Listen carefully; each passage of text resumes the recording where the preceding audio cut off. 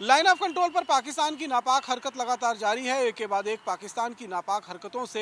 LOC को दहलाने की कोशिश जो है वो की जा रही है। इससे पहले हमने देखा कि किस तरीके से पाकिस्तान की सेना की तरफ से ना केवल सीज फायर का वायलेशन हुआ बल्कि एक आईडी प्लांट कर वहां भारतीय सेना के 2 जवान, जिसमें एक अफसर कैप्टन रैंक का अधिकारी है, उसे शहीद कर दिया गया, जबकि एक जवान जो है वो गंभीर रूप से अभी जख्मी है, जिसका इलाज चल रहा है। इसी बीच कल एक बार फिर पुंछ के बालाकोट इलाके में जो तारकुंडी का क्षेत्र पड़ता है, वहां पर लाइन ऑफ कंट्रोल को पार करने की कोशिश आतंकियों की तरफ से फिर की जा रही थी, जिसे भारतीय सेना ने पूरी तरीके से विफल बना दिया। और जानकारी जो मिल रही है कि भारतीय सेना की जो कार्रवाई आतंकवादियों के खिलाफ हुई थी, उसमें 3 आतंकी जो हैं वो मारे गए हैं। अब ये तीनों आतंकियों के शव, क्योंकि लाइन ऑफ कंट्रोल के उस पार जो पीओजे का इलाका है वहीं पर पड़े हुए थे, इसीलिए इन शवों को भारतीय सेना बरामद नहीं कर पाई है और इसीलिए इस खबर की पुष्टि भी भारतीय सेना की तरफ से जो है वो नहीं की गई है। लेकिन जब देर शाम वहां पर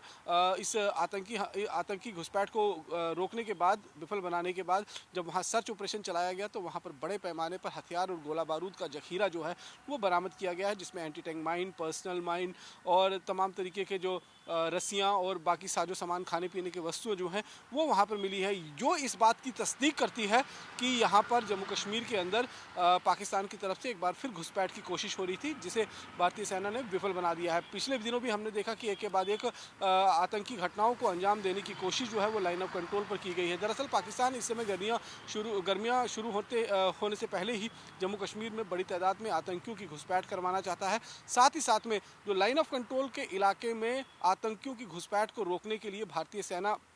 उस इलाके के अंदर जो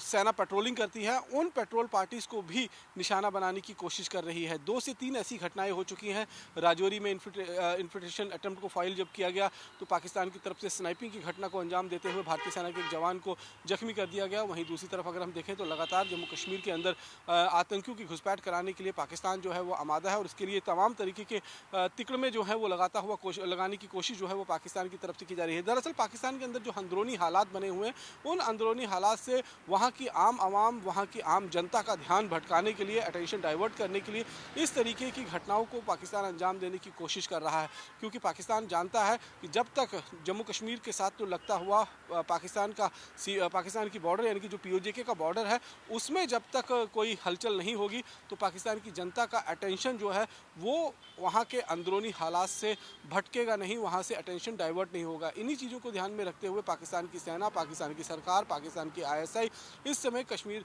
घाटी और जम्मू के जो इलाके हैं वहाँ पर आतंकी घटनाओं में एक तरफ इजाफा कर रही है, वहीं दूसरी तरफ जो लाइन ऑफ कंट्रोल का इलाका है वहाँ से घुसपैठ करवाने की जीतोड़ कोशिश की जा रही है, ताकि बड़ी संख्या में आतंकियों को जम्मू कश्मीर के अंदर धकेला जा सके और आतंकी जो हैं वो यहाँ पर आकर खून खराबा बढ़ा सके। लेकिन भारतीय सेना जो है वो पूरी तरीके से चौकस है और पाकिस्तान के हर नापाक मंसूबों को नाकाम बनाने के लिए पूरी तरीके से डटी हुई है। कैमरा पर्सन सुनील के साथ रमन सैनी, इंडिया डेली, जम्मू।